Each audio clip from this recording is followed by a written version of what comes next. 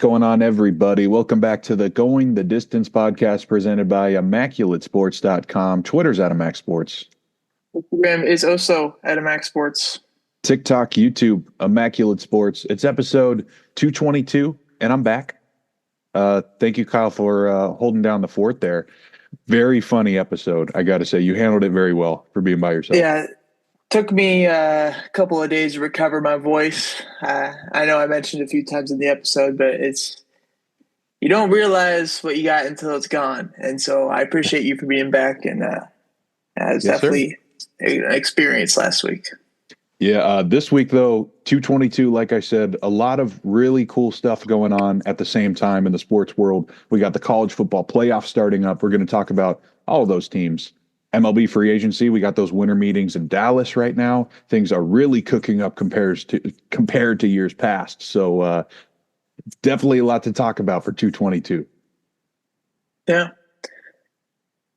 We'll get right into it, though. I guess we'll hop right into the opener. And I didn't see anything crazy because the best thing I saw was another Raiders loss, which I guess is really helpful now at this point. I guess parlayed that with a Jags win is something that really benefited us, moving us up to the number one pick as of right now. We're percentage points ahead of the Giants as far as strength of schedule goes, so we'll see how that turns out.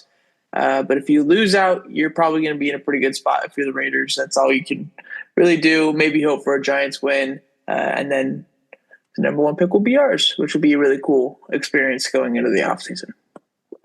One of my teams has been on a pretty incredible run this season. It's the Boise State Broncos. They secure the first round bye and the number 3 seed in the college football playoff after shutting down UNLV in the Mountain West title game. By far the best thing I saw last week for obvious reasons.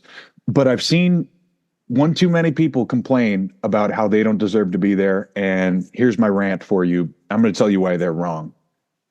The 07 Fiesta Bowl is the most infamous game with Boise State. That kind of kicked off their reputation as a giant slayer. The next 10 years, they didn't really get a lot of love from the BCS because they were in the WAC for most of that time. Not a great conference. Of course, now they're in the Mountain West, but they started putting together these gauntlet schedules. Basically, the entire SEC, Oregon, Georgia, Virginia Tech, and they would win a lot of those games. But still, they would match them up against other small schools like TCU and Utah, who were still in the Mountain at the time. So they never really got that legit shot to go for the championship, the title. Now, with the 12-team playoff, we have that. And basically, the entire SEC blacklisted Boise for making them look bad. The conference got a little weaker, of course. And other teams have gotten the shot. TCU, Cincinnati, UCF. Now we have SMU back in the hunt. And they couldn't do that without the 12-team format. So anyways, the summary of this, inviting the group of 5 team to the playoffs is only going to grow the sport. And when it comes to Boise State, specifically, if you question their credibility, you're going to make yourself look like a loser because I promise you, no one is going to want to see them in the playoffs. Yeah. But we'll see will the Boise State and the rest of the teams rank in our CFP team power rankings that we do in a little bit. But before we get to that, we got to talk about defensive player, and rookie of the week. There were some candidates for player of the week, that's for sure. One probably stuck out around the rest. Who did you choose for your player of the week? Yeah, I'm sticking with Josh Allen. 3 touchdowns through the air, 3 on the ground. They scored 42 on the road at SoFi. Unfortunately, the defense gave up 44, so they didn't win that one. But it's got to be Josh Allen. He has basically taken over this race. Yeah, 424 total yards from scrimmage, plus those 6 touchdowns, 3 through the ground, 3 through the air. First time a quarterback has ever done that in a game, or not just a quarterback, but anyone has done that in a game, which is pretty ridiculous to say in the long history of the NFL. I'm curious if someone's done it in college, probably just because of the amount of games, but maybe still, yeah, honestly, Lamar Jackson could have done something like that as well too. But definitely a ridiculous performance by Josh Allen if we're comparing his stats to a potential college performance, which is ridiculous. On to defensive player of the week, not as many of crazy candidates here. Yeah, this was a fun one. So I'm going to go with Yetur Gross-Matos of the Niners, exploding for 3 sacks in a win against the Bears. It's really good to see him possibly taking this next step. Now on his second team, of course, drafted by Carolina, fell to the second round. Everyone needs a good depth edge rusher, and he had his moment last week. Yeah, I'm going for Yetur Gross-Matos as well, too. There wasn't anything crazy. I don't think we had a single defensive touchdown the entire week, which seems pretty rare. I'm curious the last time that happened, but wasn't a ton of fumbles. Nobody had multiple picks. Highest sack total was 3, and that was Yetur Gross-Matos or YGM. YGM, yeah. I guess that goes, YGM. But yeah, he gets the Defensive Player of the Week for the first time in his career, which is kind of cool. On to Rookie of the Week. I'm going to go with another 49er. They had a fantastic week. How about Isaac Guerrero, 4th rounder out of Louisville, had 2 rushing touchdowns in his first start in relief for CMC, a big theme of this week. Could these other guys that haven't really proved it yet step up? And they did. They smashed Chicago. So the Niners get 2 award winners. Yeah, I'm going Guerrero as well, too. He had a good day, like you said, in his first big start there. 15 for 78, 2 touchdowns on the ground, plus 50 receiving yards on 2 catches. So 128 total all-purpose yards there. We know Guerrero's got that straight line speed. He showed that in college as well as the Thursday night game against Seattle earlier in the season. But we really got to see him as a full, complete runner against the Bears this past weekend. Is definitely a guy that can, work in the Shanahan system, and I think we saw a glimpse of that this past weekend against the Bears. Moving on from that, though, we're talking NFL MVP. There's a lot of contentious stuff near the top on who should be there, who really deserves to be there, and whatnot. So we're going to go over just our top 5. So I guess we'll start from the bottom to make it interesting. Who do you have, unless you have any honorable mentions, at the number 5 spot? I guess it would be Derrick Henry. He didn't make my list. Now that I look at it, he's having a great season, of course. Yeah, I also don't have Derrick Henry on my list, so I guess he would be honorable mention. What about number 5? I'm going to keep the theme from the last time we did award predictions. I'm going to combine the 2 Bengals. That's Joe Burrow and Jamar Chase. These 2 are on a generational run right now. The comeback win last night, that keeps their playoff hopes alive, too. They're both starting to run away with the lead on the passing and receiving leaders for the season. So, they're going to have to be throwing to get back in these games. They're going to be on the list. I wasn't really sure who to rate higher. It's normally the quarterback, but when we're talking about Offensive Player of the Year, Jamar Chase will be right next to him. My number 5 is going to be Sam Darnold. Maybe the touchdown to interception ratio isn't ridiculous MVP type numbers, but what he's done this year, first year in the offense, has been pretty remarkable, and I really think we saw that come to a head this past week against the Falcons, albeit not the greatest defense that the Falcons have been putting out there the last few weeks, but Sam Darnold, 5 touchdowns, definitely was an honorable mention when it comes to Player of the Week this week. If it wasn't for Josh Allen, he definitely would have had it. Just a ridiculous performance so far this season, and the Vikings have lost 2 games. They're a game back of the Lions. They still play the Lions in the last week of the season. So the division is still open. The number 1 seed is still open. And I know you can make the case for the defense and how good they've been for being maybe the main reason why they're there, but Sam Darnold's been great as well, too. Number 4.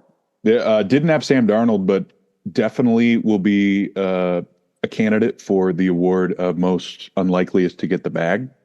So shout out to him. I got a different quarterback. How about Jared Goff of the Lions? He might be top 2 if you take away that game in Houston with 5 interceptions. But the most important part of that game is how he still came back and won. And, you don't have to have the best record in the league to be in the MVP conversation. Of course, I still got the Bengals down there, but it's heavily implied that you at least brought him to the playoffs. So for now, I'm giving Jared Goff the edge. Cool. Number 4 for me, I also combined Joe Burrow and Jamar Chase because I couldn't really tell who should be higher. And I know they shouldn't be higher than 4 because of the record being 5-8 right now, which is not in a good spot. So they won't win the award unless they come back and these other top candidates get hurt or something like that. But Joe Burrow and Jamar Chase, is just the statistical output that they've been having this year has been pretty ridiculous to see. Jamar Chase already has 15 touchdowns. Which is just ridiculous for a wide receiver. Joe Burrow's leading the league with 33 passing touchdowns, and I assume it's only going to stay that way and keep going up because their defense is not helping them one bit. So that duo, top of the league right now for sure. Number 3. In my mind, I have a top three already in place here. So we'll kick off the highest tier of MVP candidates with Saquon Barkley. Already at 1,600 yards, 11 touchdowns, been a little better than Derrick Henry this year, and he allows Jalen Hurts to not mess up the game as much. That's pretty important when it comes to an MVP candidate that doesn't play quarterback. So he's definitely still in this thing. Yeah, this is like you just said, this is kind of the possibly can win it tier that we're going into now. Like these last three guys are definitely the three guys I would say would be like getting invited to New York if this was the Heisman race or something like that. But Saquon Barkley is number three for me as well too. What he's done on the ground this year, 1,600 rushing yards plus 267 receiving yards. It's just a ridiculous season. He adds another aspect to that Eagles offense that we haven't seen really ever, even when they went to the Super Bowl. And I mean, we know it's good because they've won, 9 games in a row now at this point. It's pretty ridiculous. I know maybe the last few games haven't been the best victories, but wins nonetheless. He's had 100 rushing yards in 4 straight games, over 20 carries in each of those as well too. So he's getting the ball a lot. They're putting a lot of emphasis on using him, and he's been answering the bell 100%. 266 carries with 6.1 yards per carry is, again, like college numbers. Number 2. At number 2, I got Lamar Jackson. He's been just as efficient as ever. 29 passing touchdowns, just 3 interceptions. It's basically exactly what he did last year. They've just dropped a couple extra games that they probably could have had, especially against Cleveland. So there's one other guy above him at the moment. My number 2 is going to be Josh Allen. And it's a very bold take as of right now because I know odds are, I believe Josh Allen's like minus 400 or something. But these teams, the Bills and the Ravens, it's obviously Lamar Jackson versus Josh Allen right now. That's what it is. First off, the Ravens beat the shit out of the Bills. And I know this isn't a team award, but I feel like the head-to-head should definitely come into account. And if the Bills don't have like a 3 or 4 game lead over the Ravens, and I think you can kind of discount that, the Bills have a better record, so Josh Allen is the one that's doing better. They have the same amount of total touchdowns right now. Lamar Jackson has less turnovers. The yards are very similar. And it feels like after this last performance from Josh Allen, which I know was ridiculous, an MVP-type performance, and in another year, I think he definitely runs away with it. I think Lamar Jackson's kind of getting a bit of, I wouldn't say hate, but just discredit for the stuff that he's already done in the past this year. And is it a lost performance? I think that kind of counts as well too. I know they didn't lose because of Josh Allen, but Lamar Jackson's had games this year as well too, where he's had ridiculous performances and losses. And it's not his fault they lost either. So I think it's a bit closer than what people think. Maybe if I'm voting, maybe I lean Josh Allen. But I think for my narrative that I'm trying to push right now, I got to go with Lamar Jackson. It's my number 1, which I guess I kind of already spoiled. So Josh Allen too. I'll talk about Lamar Jackson in a minute though. Yeah, there could definitely be some voter fatigue for Lamar Jackson here, but I picked Josh Allen last month, and he's only gotten better. So I'm going to keep him at the top here. I guess when I look at picking Josh Allen for MVP, I see as me already punching in my ticket when he's plus 2,000. So I don't see it as the guarantee. But what I've seen so far is I think he's making smarter plays than Lamar Jackson this year. I think he's getting hit significantly less.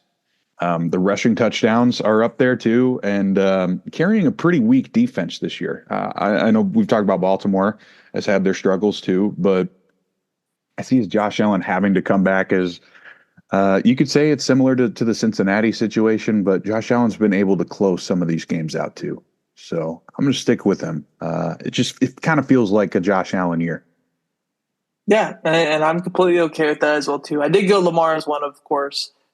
He's just been so dominant this year, and I think it's been a growth step for both these quarterbacks. I think we've seen Lamar and Josh Allen both have the ability of their career to make the MVP type plays. I mean, Lamar already has 2 MVPs, but they've also would make those terrible mistakes. And I think we're seeing less terrible mistakes from both these guys this year, and that's the reason why they're top teams in the AFC right now. I think Lamar is just maybe getting not as much credit as what he deserves. And I think I needed to put a vote in there for him because I don't think it should be as unanimous as it is right now, it feels like, in the media. Moving on, though, from that, we're getting into college football playoff team power rankings. This is fun because it's all really up to yourself because most of these teams haven't played each other except for the conference teams. But even that, there's like most of the conference teams haven't even played each other. Look at Penn State and Oregon and some of these other teams as well, too. So I guess we'll start off. There is no honorable mentions because I guess you could say Bama, Miami if you really want to. But we'll start off at number 12. Who is the worst team in the college playoff? And then again, also disclaimer before we get into it, if your team is at number 12, don't get mad because your team is still great. They're not as great as these other teams, in our opinion. Yeah, we'll start it off with Indiana. For me, it's just a really tough matchup, right? You're playing at Notre Dame. It is in state, but it's not like this is a rivalry game that we've seen. They did a pretty good job of mixing things up, I think. But, they didn't look very good against Michigan. This is probably not going to end well for them. Bit of a shocker here for my number 12. I'm going to go Arizona State. And they've been good, don't get me wrong. Again, disclaimer, great team. But I don't see a ton of impressive wins on their schedule. I know they had some blowouts like against Arizona and even in the Big 12 championship game against Iowa State. But you look at the numbers and you would think playing in the Big 12 that maybe they have these more explosive offensive numbers or a really good defense. And their defense is solid, but their offense isn't to a crazy caliber. And in the Big 12, you'd expect that to be even more inflated. I think the Big 10 teams that have I'm definitely taking if a team from the Big 10 has 460 yards a game on offense compared to a Big 12 team having 460 yards per game, I'm going to assume the Big 10 team is good or better than that Big 12 team. And that's what I'm seeing from Arizona State right now. Quarterback, not a ton of experience there either. I like Scatabo a ton or Scataboo or Skidebo or whatever how Paul called him. But Arizona State, I enjoy watching this team a ton. I just don't think they're as good as these other teams in the college football playoff. But it's not a big margin. Yeah. Number 11.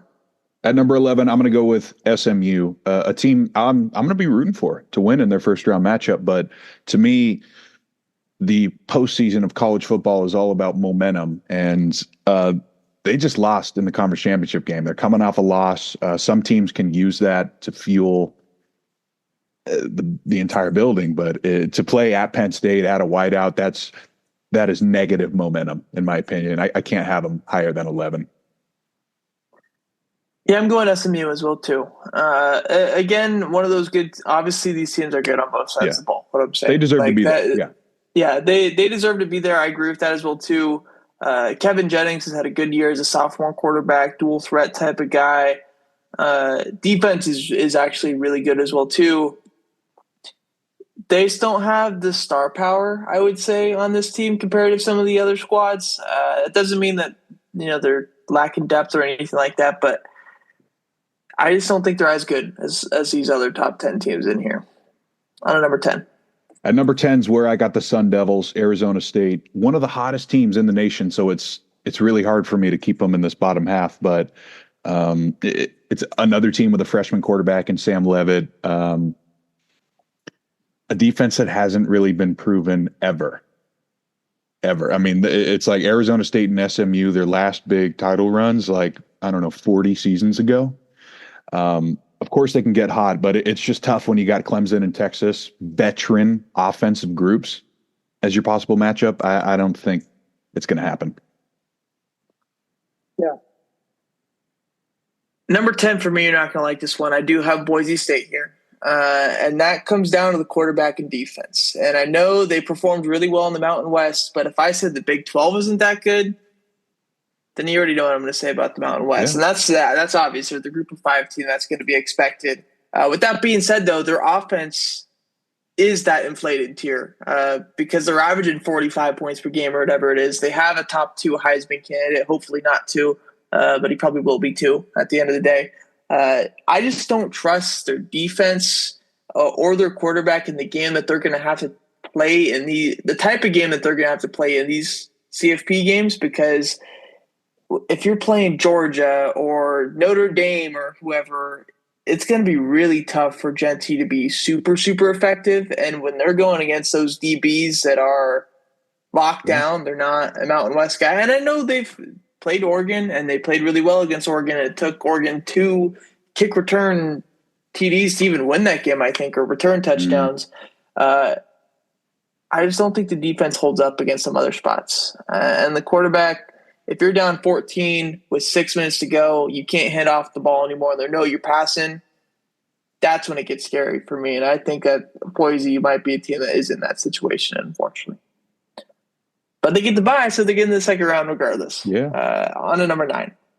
Number 9, I'm going to go with the Tennessee Volunteers. It's kind of a completely flipped script from what we're used to from these guys. It's usually ridiculous offense, fast pace, hurry up. They have gone away with that because they have a potential NFL guy, Nico Lamalieva. I think it's close enough. But you can tell they're focused on getting this guy ready for the league too, not just running the spread offense like they did with Josh Dobbs or Milton. But it's all about the defense for them. And I think they got a really, really tough play here at Ohio State. Ohio State's going to be pissed off. They're just lost to Michigan. Yeah, I would put my money on Ohio State, unfortunately. Yeah. Number 9 for me is going to be where I put Clemson. This team, same conference as SMU, and I think they're very similar to SMU. Cade Klubnik is a guy that really excites me for his dual threat ability as well, too. He's a really good runner.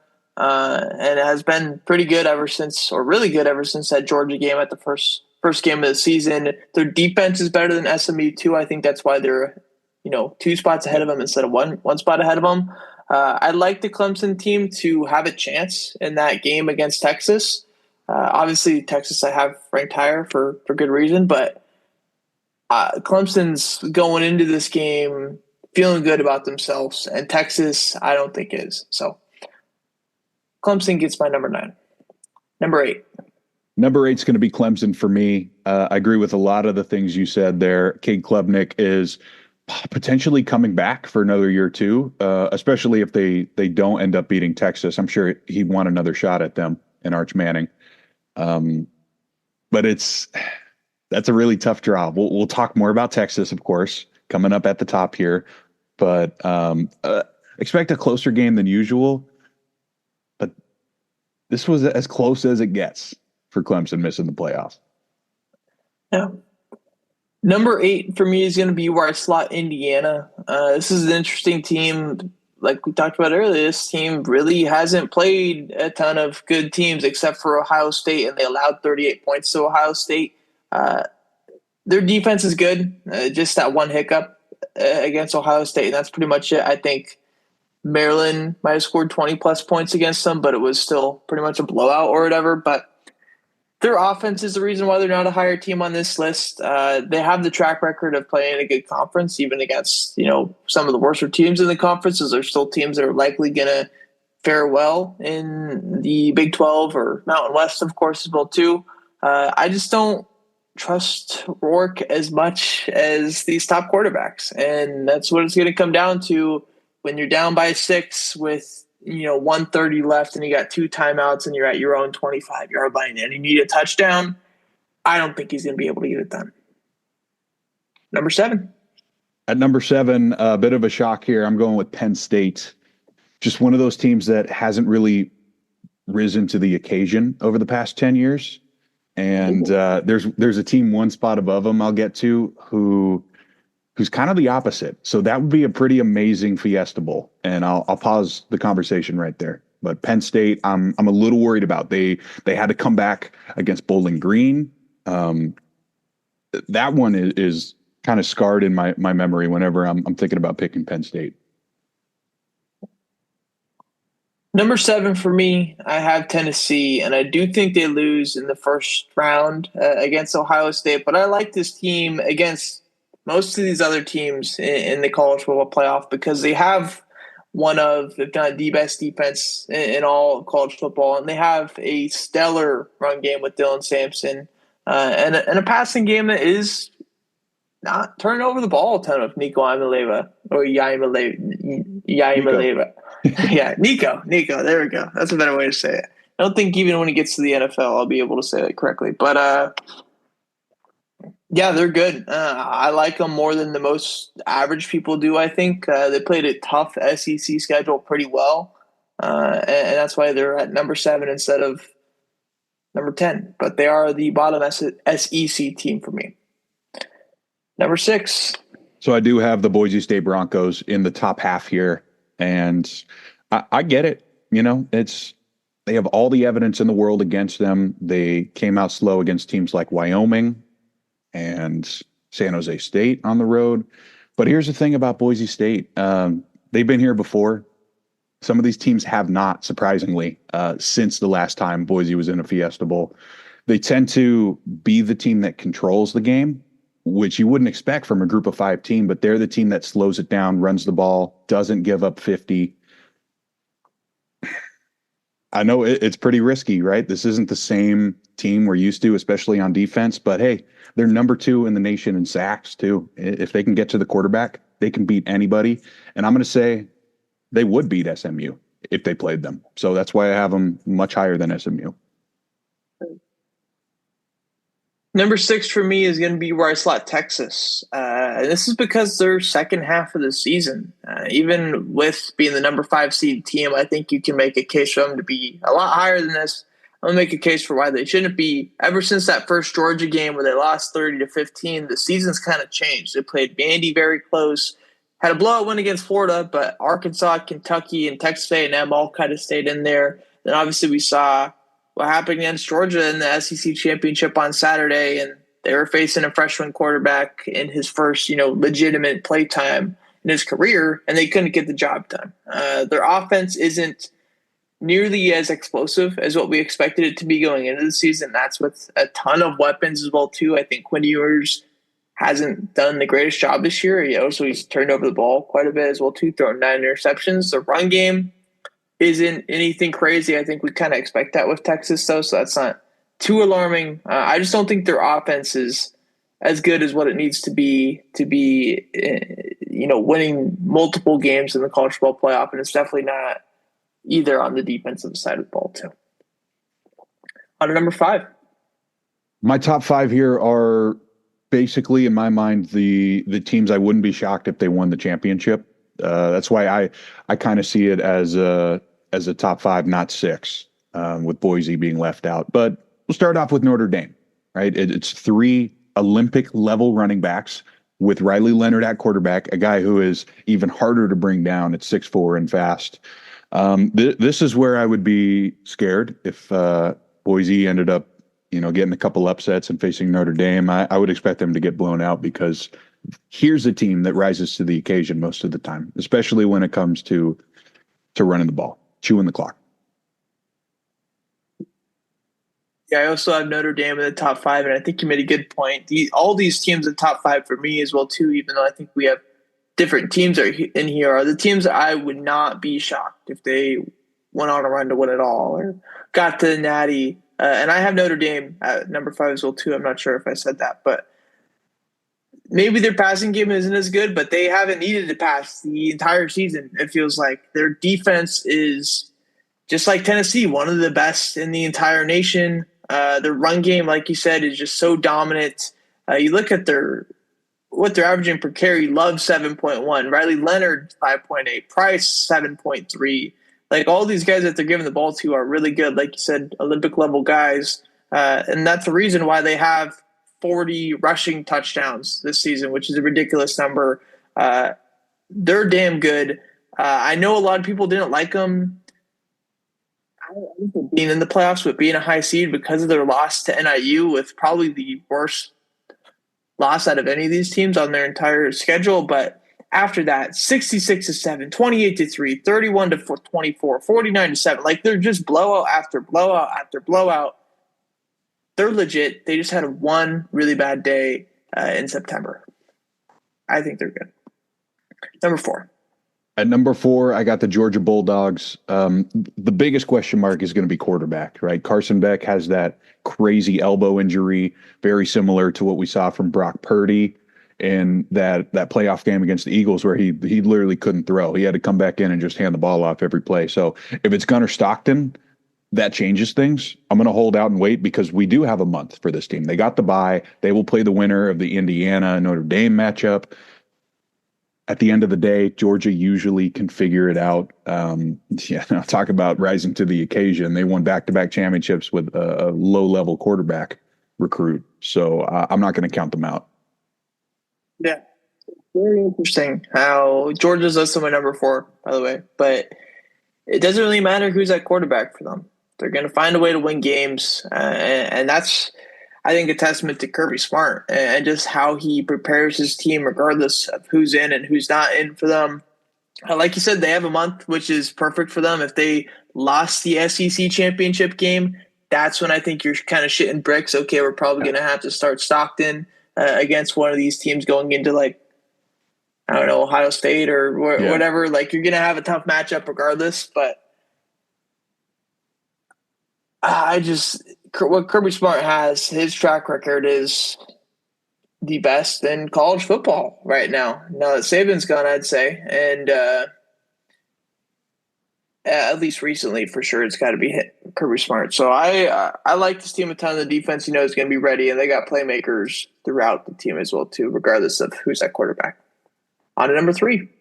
At number 3, I got Ohio State, one of the weaker Ohio State teams we've seen in our lifetime, but hey, they're still number 8 in the nation in the playoff here. And it's really confusing how they can't run the ball with 2 5-star recruits. I don't understand it at all, but one thing on their side is they've seen Oregon before. That's going to be an amazing game if they do get past Tennessee at home in about 12 days.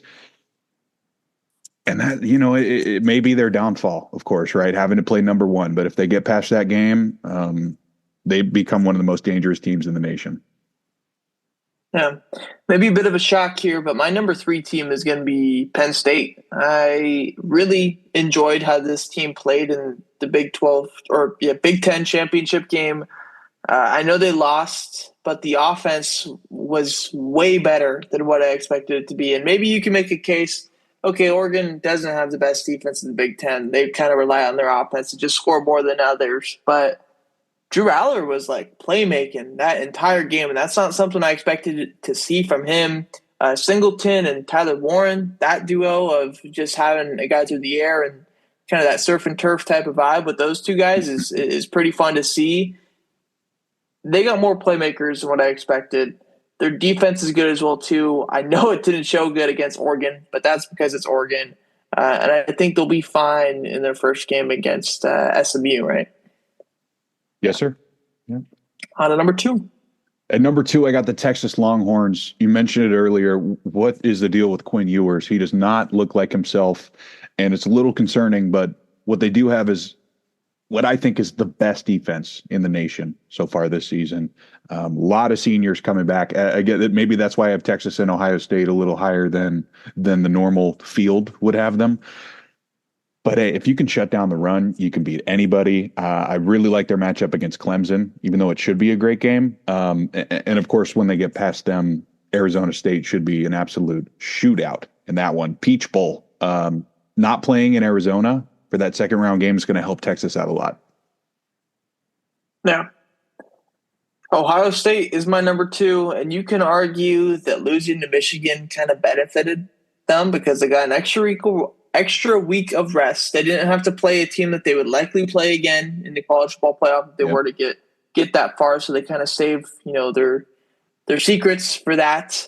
And you could make a case to say that Tennessee is worse than Clemson. I think it's close, but it's definitely not like, okay, yeah, they're definitely screwed now because they're playing Tennessee instead of Clemson. But Ohio State's my number 2 team. Like you said, the run game maybe not as good as what you expected, but I still think the name value between Quinshawn and Travion Henderson is still going to scare a lot of people. And I think it's, at any point you can have one of those guys break one for you, and they've done that a couple of times this year. The receivers it's Ohio State. You know that they're going to have a ridiculous number of guys, and their number one is a freshman, which is really cool to see. I think the biggest thing with this team is they'll go as far as their quarterback goes, and that's Will Howard. He's had some good games. He's had some bad games as well too, but they're riding with him through and through, and we'll see how that goes. But they're not number one for a reason. Yeah, number one's going to be Oregon. They actually pull it off, right? Undefeated regular season. They win that Big Ten championship, even though Penn State could score whenever they wanted to, but they got the job done. That's because of the one man, basically, Dan Lanning. He's put together a ridiculous offensive system over there. Dylan Gabriel finally finds his home, right? A place where he can do exactly what he likes to do, short to medium, really quick reads, and it's been working. It's unstoppable. They're at the top because they got a bowl game they're very familiar with. It's the Rose Bowl. So even if it is Ohio State, it's something they've won before against them too.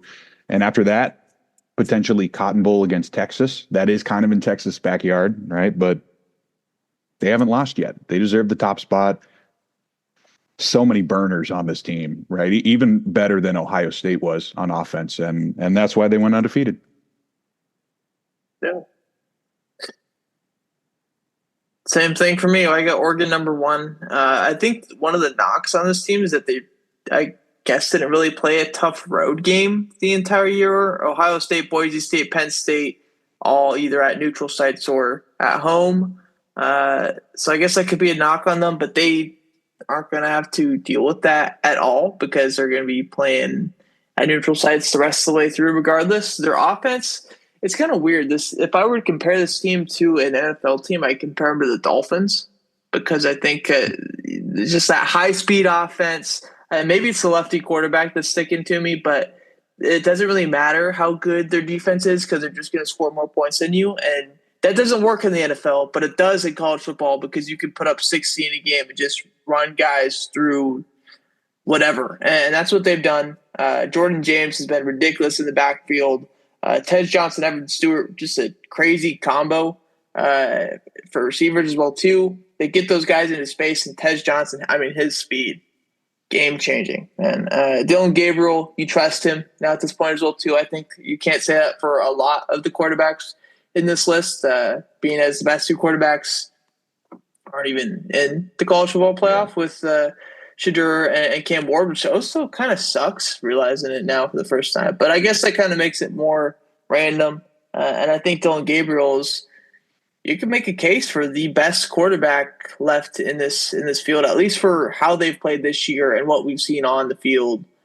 He's been really damn good, and he's putting up some ridiculous numbers. Moving on from that, that's fun because it's there's no wrong answers as of right now. December 20th, 10 days from now, we'll find out if there are some wrong answers when we get the first game on Friday night. Notre Dame and Indiana, which will be a fun one is that South Bend. South Bend. I was going to say North Bend, and I was definitely going to be wrong there. But you would have been half right. In-state matchup, which will be pretty cool to see. Maybe North Bend's closer to Hoosier land with that. We're moving into MLB free agency grades, though, because the stove has gotten hot, which is fun to see. It's been a fun, at least last couple of weeks in the MLB. It's been a fun last couple of days with the winter meetings going on. We're seeing trades. We're seeing a ton of signings. We actually got one during the show, which is cool to see, I guess. It wasn't anything crazy. Nathan Eovaldi just going back to the Rangers. Good money, though, for 3 for $75. It looks like that's $25 per year. Maybe we'll talk about that at the end. But we do have a good amount to get to, so maybe not. We'll see. But starting off the big one, Juan Soto to the Mets, 15 for $765, and opt out after the 5th year. I believe the first 5 years are like $61 million a year per Fangraphs, so thank you for those numbers. But what do you grade this contract and this deal for the Mets? I'm going to give this one an A. I get how a future DH on this kind of contract usually points towards disaster, but I get why they had to do it. This was always going to be the year that Steve Cohen was going all in. And now Mets fans get to see what Juan Soto looks like in Cooperstown with a Mets hat. I think that's the biggest goal of this is they needed to get some more superstars. And even too, I don't know if you saw Francisco Lindor looking at a $20 million penthouse in Manhattan. They needed some more stars in New York after their last run in 2015, and now they've got them. Yeah. I give it an A plus. I understand there's a lot of the like anti-MLB nerd guys really saying, how can somebody be worth this type of money? But he's worth this type of money to Steve Cohen because he's not a Yankee. That's what it is. And you can make a case for it's a B signing, it's an A minus signing, whatever. It's an A plus for me because he's not a Yankee, and that's what's mattered to Steve Cohen. Even if you're the Red Sox or Blue Jays, other teams in it, like, yeah, fucking sucks. He's on our team, but he's also not in the Bronx either, and that's the big hurdle for those teams as well too. For the Mets, though, I do think I would grade this lower if this is like the only thing they do. I assume it won't be because we know Steve Cohen's not shy with money. They need a top line starting pitcher. We just saw another one of those guys go off the board with Max Fried today, going to the Bronx. We'll talk about that in 11 minutes. And then they also need to get a third baseman or re-sign Pete Alonso, which is a big need. Pete Alonso obviously would play first, and then Vientos goes back to third. But if Pete Alonso's gone, then you're going to need to put somebody in that third base role. Maybe Christian Walker kind of fits to just sign as first baseman as well too. Center fielder, I think, is another one. The last thing I would say for this team is a need. Tyrone Taylor, I would not love to be my starting opening day center fielder. Go get another bat, maybe Cody Bellinger. Trade for a guy like you got the prospects in your system. Brett Beatty, just to name one. But there's some other guys in there as well too that they'd be probably willing to move. So I give this an A plus. I love it for the Mets. Willie Adames to the Giants. Also, Soto to the Mets is something we both predicted correctly, I'm pretty sure. So that's cool. Adames to the Giants is one I predicted correctly, and I think you did too. So yes, sir. We're good there. Yeah, and because of that, I gave it an A plus because I think it is a perfect fit. You're killing two birds with one stone here. You got the premium position, shortstop that you haven't had locked down in a long time, and a power hitter, something they had none of after getting rid of Jorge Soler.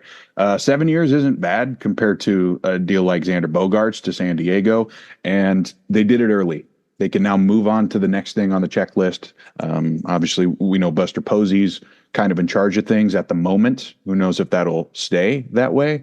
But it's good to get one on the board after missing out the past couple years. Yeah. 7 years for $182 million. No opt-out for Adames. I give it an A plus. Like I've said to you and other people that we know, like this is a signing that I talked about like in July or August, that this is going to be something that has happened. And obviously it did end up happening because it is such a perfect fit. A team that's kind of been unwilling to spend that $400 million and go get a guy who has the potential to be one of those guys, probably won't, but is still, a really good player. He immediately becomes a 3-4 hitter on a lineup that needed that type of guy in 2024.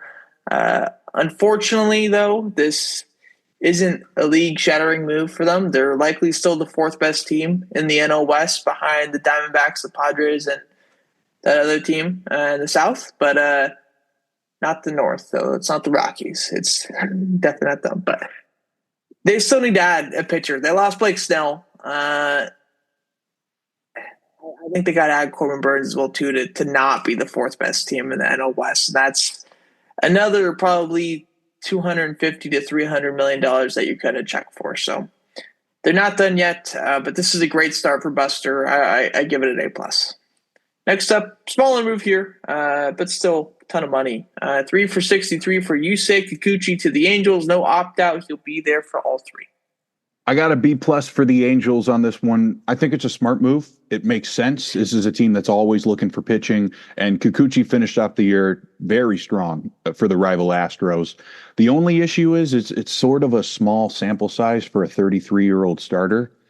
But I think at the end of the day, it was the right decision for the Angels. If you don't spend money now, you lose draft picks, you lose fans, you maybe even lose your team. We know that firsthand. So at least they're spending money again. Yeah.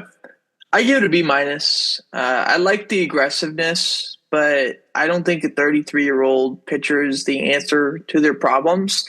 I think we know who Yusei Kikuchi is. I don't think we're going to see resurgence with him with the Angels. And a lot of guys, when they go to the Angels, they kind of go away from that resurgence. Maybe that's just bad luck, or maybe it's something within their departments and whatnot that they're not doing the greatest job on. But I think they should have gone with a guy that has a bit more upside, even like a Luis Severino or something like that we'll talk about in a little bit. But they need to add a ton of other pieces to really get to where they want, and that's to play competitive baseball again, because they were not that way in 2024. But this is a step in the right direction regardless. So B minus for me.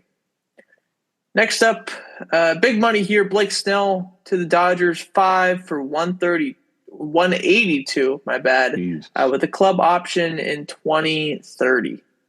Yeah, this is going to be an A plus for me. If there's any team that can take a risk on Blake Snell, it's probably the Dodgers at the top of the list.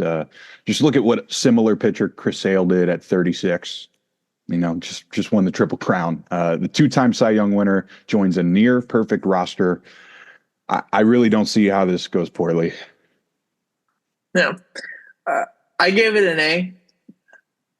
Why not is the main thing I said. I guess the only knock I would have on for it is that it doesn't, you didn't need it, which can kind of be stupid for some other teams. But if you got the money to just throw and not have a problem, this is a perfect signing for something like that. He gives you 5 to 6 innings of ridiculously good baseball, and then you hand it over to one of the best bullpens in the league. That fits well for the Dodgers. They're not going to ask a ton of him. You don't need to, throw 200 innings for us. You just need to be a guy that gets to 150, 160, and make your super effective 100-pitch, 5-inning start, and you're going to win a lot of games. Because they're going to be up by 4 or whatever by the 5th inning. So I give it an A. Overpay, who cares? They got the money. Next up, Tyler O'Neill to the Baltimore Orioles, 3 for 49.5, with an opt-out after the second year. I got a B for Baltimore on this one. I don't mind this deal. With Santander likely on the move, Baltimore already has a spot, a guy ready to play every day, and he just had a 30-homer year. So I'm excited to see what Tyler O'Neill can do in 160 games. Obviously, if he stays healthy, that's a big factor, but good for them. I give it a solid B. I give it a C, which is honestly a pretty low grade for me. I like the principle of spending money and all this stuff, but I think doing the signing just blocks an opportunity for Heston Kjerstad or Kobe Mayo, and that's true. Maybe it means that they're trading them, which will be something I would really be okay with, because that would hopefully mean for them that they're trading for a frontline starter, maybe calling up Seattle for a Kirby or a Gilbert or something like that, offering those 2 guys and a couple other prospects. I think would be a way to get them to say yes in Seattle. But I don't think it adds much to their team. O'Neill's a good hitter. Don't get me wrong. He's an 800 OPS guy, which is no slouch in the league. He's going to be good in their lineup, but I just don't think it helps them long-term with those 2 guys. I think Kjerstad and Mayo both have the ability to be better than O'Neill in the long term.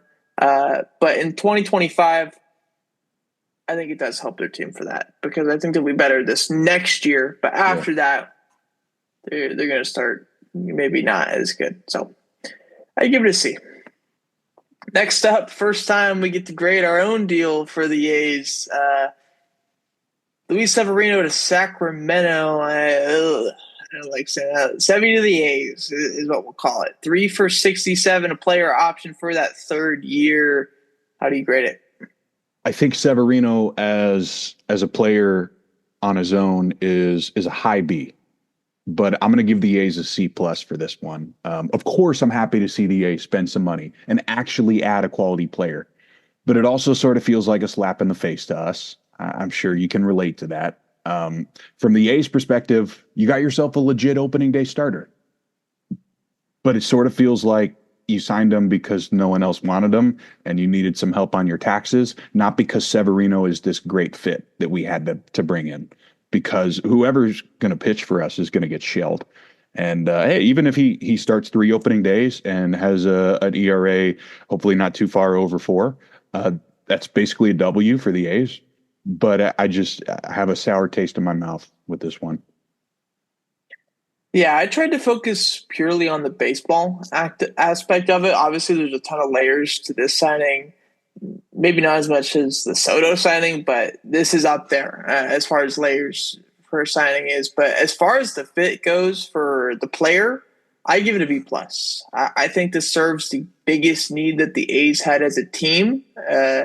Away from ownership and all that stuff. Players on the field, they needed a starter, and they needed a guy that they believe is a frontline starter. And Luis Severino has the ability to do that. Maybe a slight overpay, but who cares? I mean, spend the money while you can, right? That's the coolest part about this. But if you do make this signing, you can't be done yet with the other stuff. And that there's obvious holes within this A's team. I know there was a ton of growth this past year with them. We talked about it numerous times on the show, but you got to add a third baseman. There's not a big league ready third baseman on the roster right now, or at least a big league, above average ability, and that's got to be kind of what you're signing for if you're getting Severino. And then adding another starting pitcher would help as well too. Dream scenario, Yeah, like would never happen, but would be really cool to see. Gleyber Torres plays third base.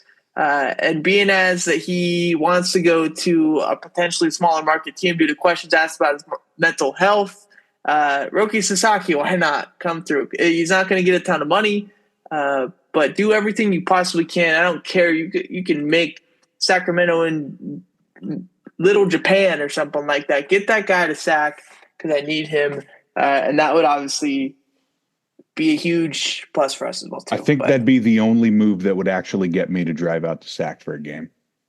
Yeah. And then Severino wouldn't be starting opening day. And then he's like, trade me now. But regardless, that'd be really cool. Never would happen. But I mean, I thought this would never happen either. Biggest contract in A's history. Next up, a bit of a smaller move, but definitely still impactful. Kyle Higashioka to the Rangers on a 2-year, $13.5 million deal, mutual option for that third year as well too, if that was to happen. I got a C plus also here. I get it. All their catchers got hurt last year. It makes sense. It's a good fit. Texas should be much better. I just don't really know how much he's actually going to play this season. It seems like one of those guys where maybe in June we'll be like, wait, he's on Texas? So that's why the grade's a little lower, but everyone needs a backup catcher. Maybe I'm being too harsh. I don't know. What'd you have? I have an A plus. Oh, I really like this. Higashioka hit 20 homers last year for the Padres, and he was OPS in over 800. I believe the entire year. I think he finished like 830 or something like that. Like he had a really good offensive year, and Jonah Heim did not. He was struggling from both sides of the plate. I know he's good defensively, which is a big thing for him. But if he has another poor offensive year, slide Higy in there pretty cheap. Like he might hit some bombs for you. And I know you're not, putting him at the 3 hole, but if you have him at the 7 hole and he hits, even a 730 OPS and hits 15 homers for you, like that's a solid option to go to. And I think it adds not just a catching option, but also just a pitch hitting option, which could help you late in games as well too. Obviously super cheap. I think it fits well. But I think also you can make this case for any team. Like if you throw Higashioka on the Yankees again, or wherever, like he's one of the better non-starting guys in the league, in my opinion. sure. I get a little scared when you're not really sure where the ABs are coming from, I guess. But sure, he's a fine player. Yeah, of course. Can't wait to see where you put Michael Conforto's grade. We'll talk about it in a little bit. Frankie Montas, though, is the next one to the Mets. 2 years for $34 million. Player option for that second year as well, too. So maybe just 1 year. We'll see. Yeah, I'm going to give the Mets a B for this one. They still got some work to do, of course. You mentioned it earlier. You want to make sure you finish that rotation if you're really a World Series contender again. But it's a great start. You already got Severino's innings made up for basically right here. Another power righty. That's fine. I give it a B minus for the Mets. I don't think this moves the needle a ton because they lost Sevy. They're probably going to lose Manaea. You throw Montas in there.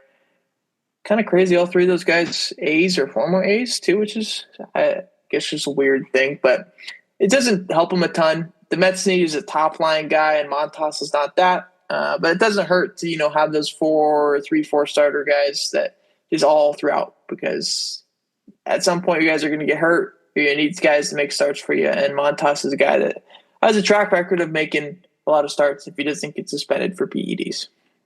Mm-hmm. With that being said, though, I do love Montas. I'm not trying to knock on him or something like that. He was really good for us when he was taking those PEDs. Yeah, I'd take him back in a heartbeat. Next up, Michael Conforto to the Dodgers, 1 year, $17 million. Again, it's going to be the risk factor. So they get bumped up to a B minus here with the Conforto deal. He's an okay lefty. He's going to take some of those bottom of the order ABs, but hey, he should be better than Jason Hayward.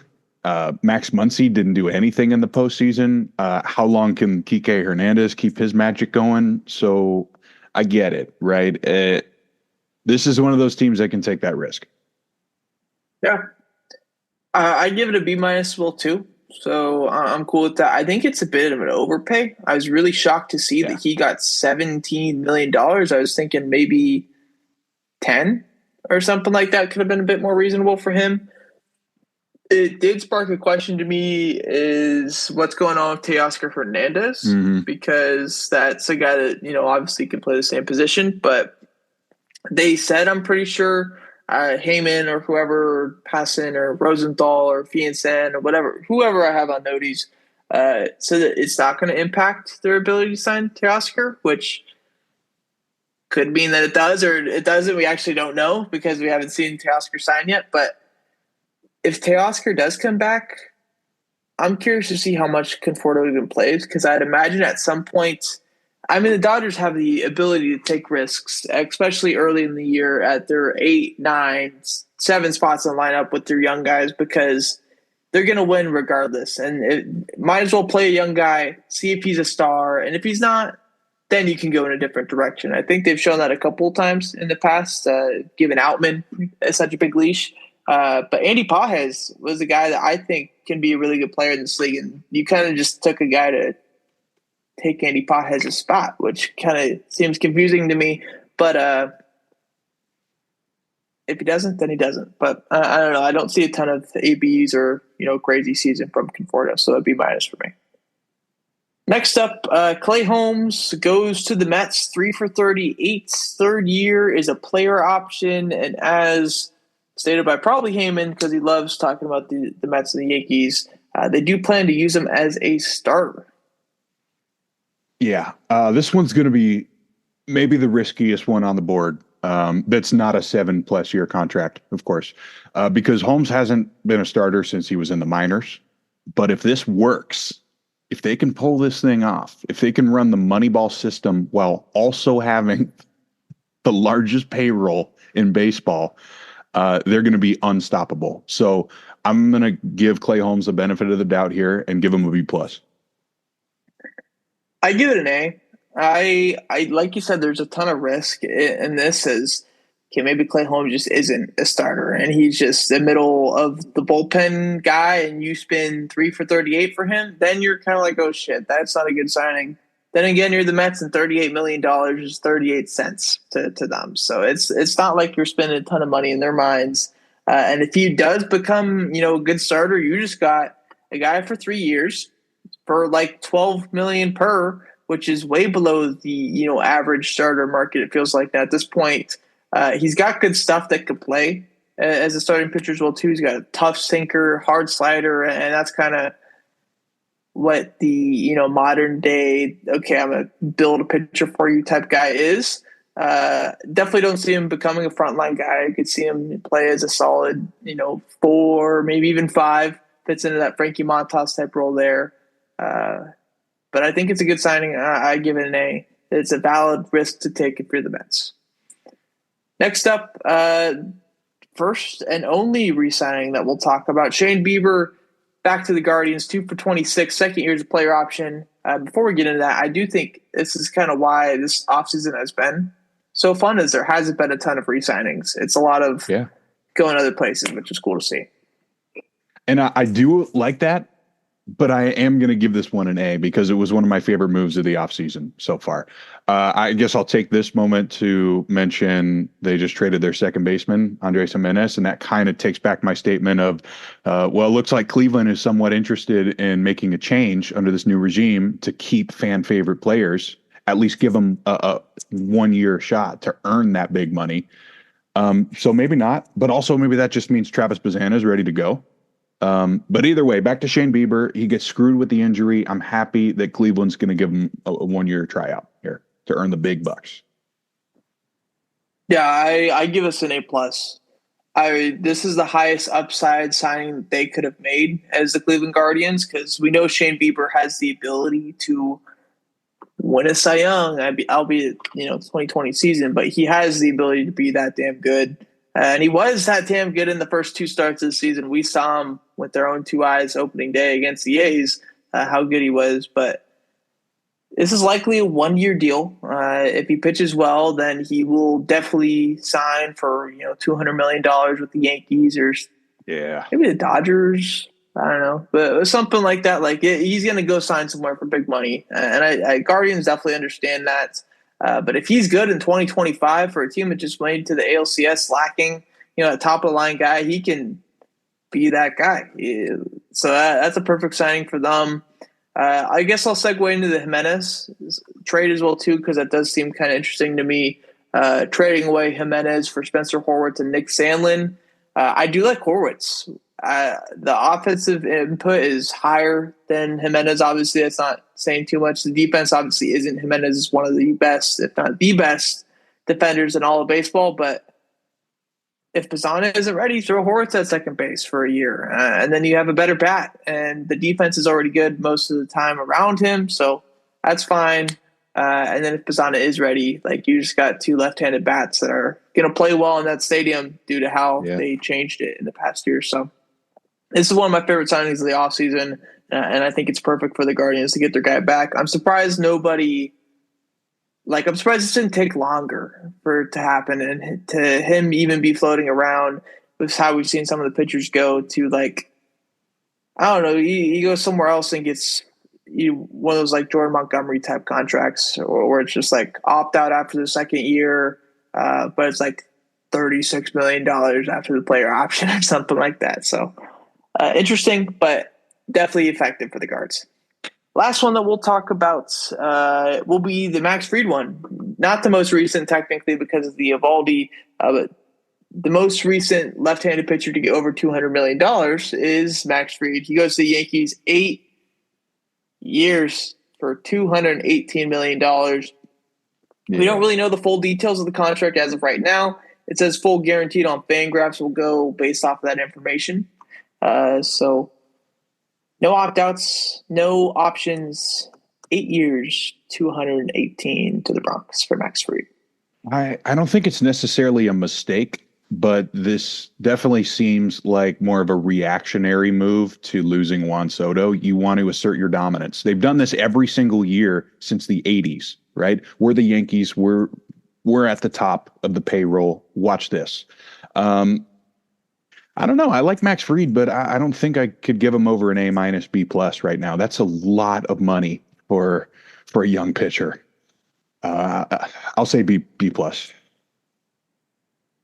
I give it a C because first off, the fit isn't there. Yeah.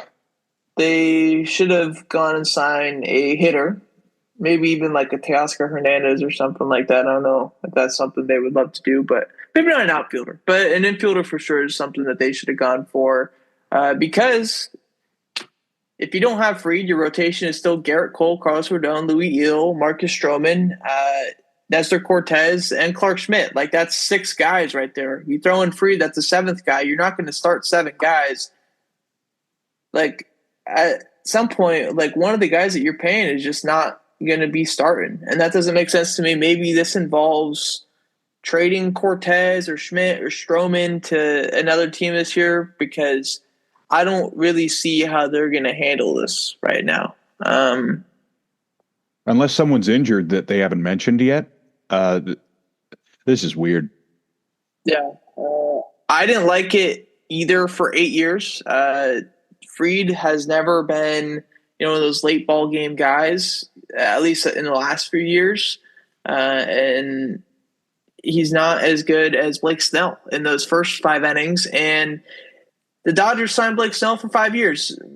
There obviously is a ton more AAV for Snell, but those last 4 years when Max Fried's 35, 36, 37, 38, I think are going to be very, very rough years for the Yankees when he just becomes a J.A. Happ or something like that. Like, it's just not – I don't know. I really don't like it. I like what you said. It's a reactionary move. Yeah. It's like we got to show that we're the Yankees because we just lost perhaps the biggest free agent that we can to our little brother. But, man, they lost Judge last year. They would have signed a flurry of idiots, which would have just been terrible. But they would have signed Jordan Montgomery to replace Aaron Judge in center. 100%. And yeah, that would have been bad.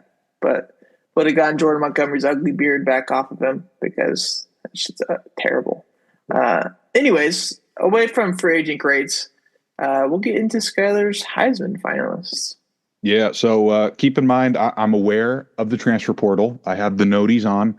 There are thousands of great players already hitting the portal, but we got time, right? We still got the playoff. We don't know who's going to stay and leave for the draft yet, so we'll get into that later. But just know there's some big-name quarterbacks changing teams once again. So let's get into the Heisman watch. We got our finalists before. I've ranked them here, and feel free to jump in too, but I got where I have them ranked and why. So we'll start from the bottom. I have Dylan Gabriel at the 4 spot. Just unlucky draw for him because it's a great comeback story. Led Oregon to the perfect regular season and Big Ten championship. Also was the most accurate quarterback in the nation. That's got to mean something. Just above him at number 3, we have Cam Ward from Miami. He gave one of the most dysfunctional programs in the nation a fighting chance at the playoffs with his 4,000 yards and nation-leading 36 touchdowns. They just came up a bit short. He will play in the bowl game, which is awesome. I love that he's going to keep that mentality, and I'm sure he'll have it in the pros too, and why he's risen up so far up the boards. But what an excellent career, starting off at Incarnate Word. Good for him. We know who the top 2 are. So let's talk about Travis Hunter. There's nobody like him, right? When the number 1 recruit in the nation exceeds his sky-high expectations, people aren't going to forget about that. Now we'll talk about Ashton Jeanty. He will break Barry Sanders' single-season rushing record in the Fiesta Bowl. He only needs like 118 yards, so it's going to happen. You would expect. And if it doesn't happen, then we would have lost 42-0 or something horrible like that. And I don't want to think about that. I'm picking Ashton Jeanty because that's my guy at Boise State. I've been watching his entire career, but I completely get that Travis Hunter will win. I get it. Yeah. I'm in that same way. If I had a vote, I think I'd probably vote Jeanty. But what Travis Hunter's doing is also ridiculous. I think it's tough to understand as well, too, which I think kind of supports the Jeanty narrative. And that's why, there's a good amount of people going for Jeanty. But, I mean, what Travis Hunter's doing on both sides of the field is pretty ridiculous. Like, I keep on seeing someone saying that he's mid on both sides, which he's not. Like, he's really fucking good on both sides. Yeah. Like, he's a unicorn, and unicorns tend to win awards. Look at Shohei Ohtani. Yeah, it's a good way to put it. So we technically have a college football week 15. So I have a little preview. Of course, the Army-Navy game for the 3,000th time. It's number 22 Army at 11-1. They're a 6.5-point favorite here. That game's at noon on Saturday. One last time to see Bryson Daly, but I'm sure he'll be in the bowl game too. But great season for those guys. Maybe they'll be back someday. Belichick didn't end up going there. That's a whole nother story, man. I mean, I guess we might as well throw it in here, right? Because it's week 15 recap. preview. Bill Belichick is probably going to Chapel Hill to coach North Carolina and then handing the reins over to his son when he gets too old. I never thought this would ever happen, but if UNC agrees to his, I think it was a 400-page document he sent over with all of his rules, that'd be amazing for college football. Even though I don't like him and his Patriots very much. But hey, if you're itching for more college football too this weekend with about a 10-day break before the playoffs, the FCS tournament will be going on. We got schools like UC Davis, North Dakota State, Incarnate Word, and number 1 Montana State. They're all playing this weekend. So we'll check it out. I'm sure a couple of those games will be pretty good. Yeah. Interesting report I'm seeing on Twitter right now. It says the Yankees have sent over perhaps the highest offer for Astros outfielder Kyle Tucker. The package is supposed to be centered around Clint Frazier and Miguel Andujar.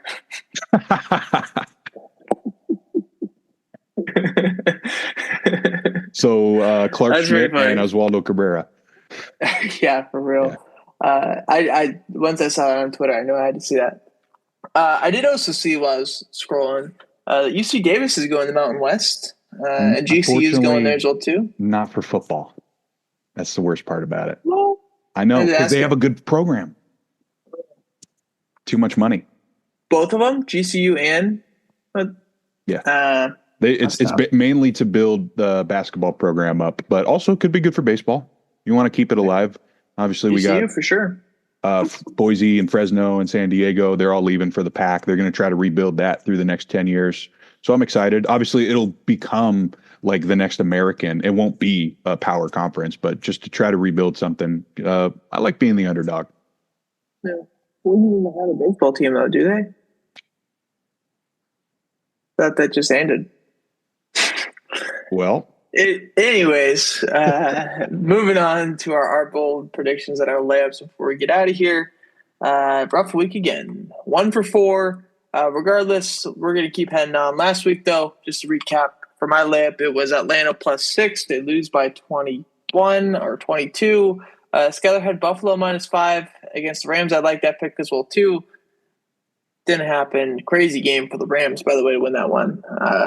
This week, I have Carolina -2.5 against the Cowboys. That was a line that was kind of like, oh, shit. They think that the Panthers are going to win. Usually when the books do that, they really think that that's going to happen because they know that the majority of the money is going to go on the Cowboys.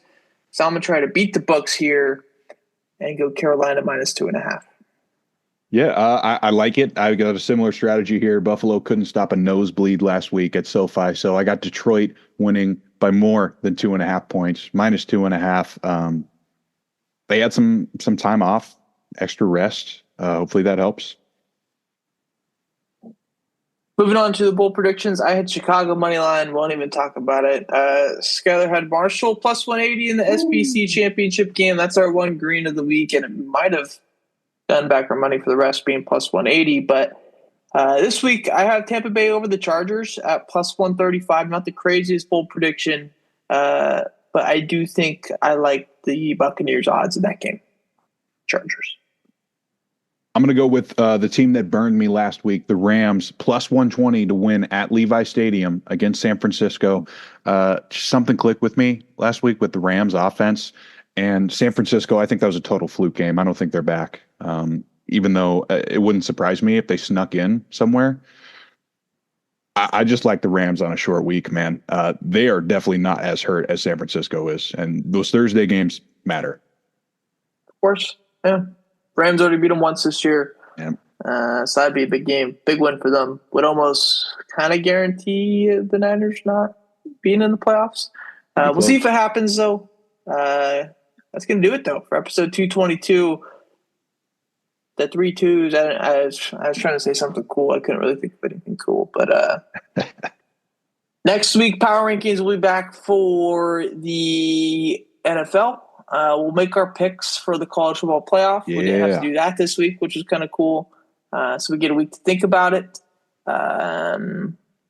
MLB, hopefully there should be things still moving because the winter meetings are happening as we speak, which is cool. Always fun there. In Dallas, not in San Diego.